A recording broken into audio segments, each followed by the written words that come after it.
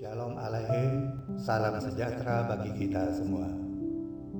Di masa pandemi COVID-19 ini, tentu orang bertanya-tanya, mengapa fenomena ini harus terjadi? Mengapa Tuhan izinkan COVID-19 yang begitu ganas ini melanda dunia? Dalam perenungan saya untuk hal ini, Tuhan mengingatkan saya akan 4 hal yang saya sebut sebagai rahasia di balik COVID-19. Yang pertama, melalui wabah COVID-19 ini, Tuhan mau mengingatkan bahwa rumah Tuhan yang sesungguhnya itu bukan gedung gereja, tetapi hati kita lah, bait Allah yang sebenarnya. Gara-gara COVID ini, banyak gedung gereja menjadi tidak berfungsi lagi. Kalaupun ada yang menerima jemaat, harus mematuhi aturan pemerintah yang disampaikan melalui Surat Edaran Menteri Agama Nomor 15 Tahun 2020 yang isinya antara lain gedung harus steril, harus didisinfektan, jemaat harus jaga jarak, harus pakai masker, dan sebagainya.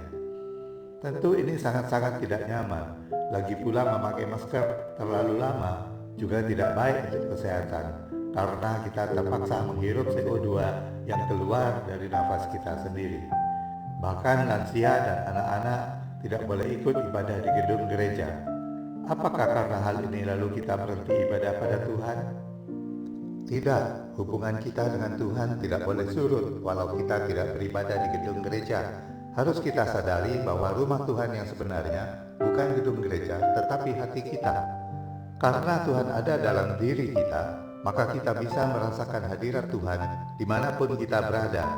Kita bisa ibadah di rumah secara online, bisa memuji Tuhan, bisa berdoa, bisa dengar firman Tuhan tanpa tergantung tempat dan waktu.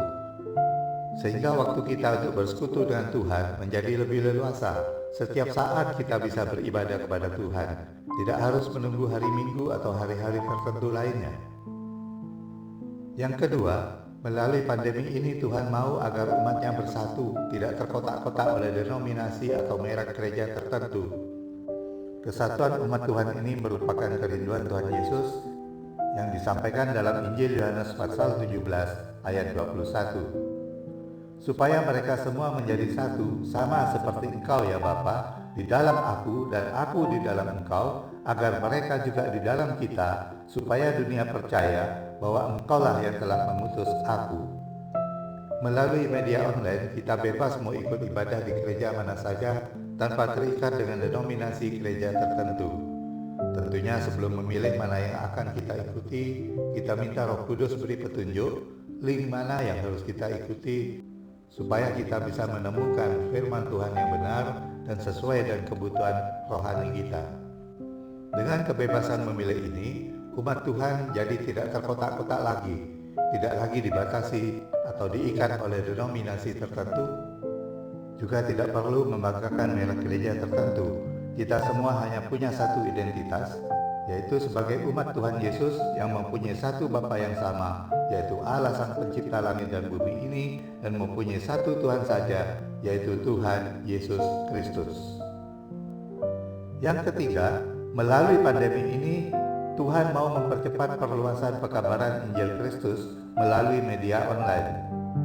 Gara-gara pandemi ini, semakin banyak gereja, hamba Tuhan atau pelayan Tuhan yang memanfaatkan media online untuk pekabaran Injil Kristus.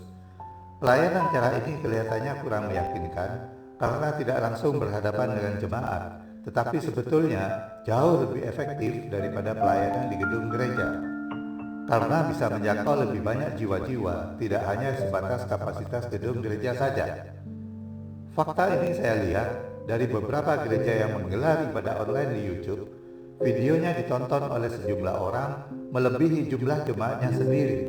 Berarti ada orang-orang di luar jemaatnya sendiri, bahkan mungkin ada orang-orang di luar kota, luar pulau, atau mungkin di luar Indonesia. Bisa juga ada orang-orang di luar Kristus yang ikut menikmati firman Tuhan melalui video tersebut.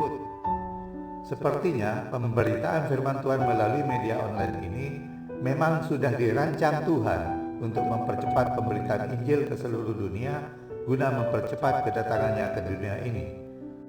Sebagaimana tertulis dalam Injil Matius 24 ayat 14, Dan Injil Kerajaan ini akan diberitakan di seluruh dunia menjadi kesaksian bagi semua bangsa. Sesudah itu barulah tiba kesudahannya.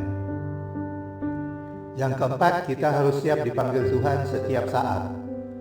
Cukup banyak tenaga medis, perawat, atau dokter yang jadi korban COVID-19 ini. Bukankah mereka sudah sangat paham dengan protokol kesehatan untuk terhindar dari virus ini? Toh mereka jadi korban juga. Karena itu saya pikir taat dengan protokol kesehatan bukan jaminan kita bisa lolos dari wabah ini. Wabah ini bisa merenggut nyawa siapa saja. Namun bukan berarti kita boleh bebas melanggar. Itu namanya nekat. Sudah tahu bahaya, tetapi tetap dilanggar, itu sama dengan mencobai Tuhan. Sebagaimana waktu Yesus dicobai, Iblis menyuruh Yesus menjatuhkan diri dari atas hubungan bait Allah. Yesus tahu itu berbahaya. Kalau dia melakukan itu, berarti Yesus mencobai Allah. Karena itu Yesus katakan, ada tertulis, janganlah engkau mencobai Tuhan Allahmu. Kita harus taat dengan protokol kesehatan, menjaga kesehatan sebaik mungkin, namun juga harus siap setiap saat kalau Tuhan panggil kita, karena kita tidak tahu kapan itu terjadi. Karena itu, mari kita terus menjaga kekudusan, terus menjaga keselamatan yang sudah Tuhan anugerahkan pada kita dengan takut dan gentar akan Tuhan, agar kita layak di hadapan Tuhan. Dan selagi masih ada kesempatan, berusahalah melakukan sesuatu untuk Tuhan, supaya kita tidak menghadap Tuhan dengan tangan hampa. Hal ini yang memicu saya untuk berusaha melibatkan diri dalam pelayanan, walaupun saya menyadari keterbatasan dan kekurangan saya, namun saya berusaha semampu mungkin untuk ikut memberitakan Injil Kristus melalui YouTube. Sekecil apapun, sesederhana apapun yang kita lakukan untuk Tuhan, saya tetap percaya jerih payah kita dalam Tuhan tidak pernah sia-sia. Dengan menyadari akan 4 hal ini, bagi yang tidak bisa beribadah di gedung gereja, mari kita tetap beribadah kepada Tuhan, walau tidak harus di gedung gereja, karena bait Allah yang sebenarnya adalah diri kita. Dari denominasi gereja manapun, saatnya kita menyatu, karena kita semua satu identitas, yaitu umat Tuhan Yesus Kristus. Jangan mengkultuskan merek gereja tertentu, apalagi sampai mengkultus individukan hamba Tuhan tertentu. Karena Bapa kita satu, yaitu Allah Sang Pencipta langit dan bumi ini, dan Tuhan kita satu, yaitu Tuhan Yesus Kristus. Tuhan sudah menyiapkan media online sebagai sarana penginjilan untuk mempercepat perluasan pekabaran Injil Kristus. Bagi yang rindu melayani Tuhan, manfaatkan media online sebagai sarana pelayanan bagi Tuhan Yesus Kristus. Siapkan diri sebaik-baiknya dengan menjaga kekudusan, karena setiap saat Tuhan bisa panggil kita. Amin. Tuhan melindungi dan memberkati kita semua.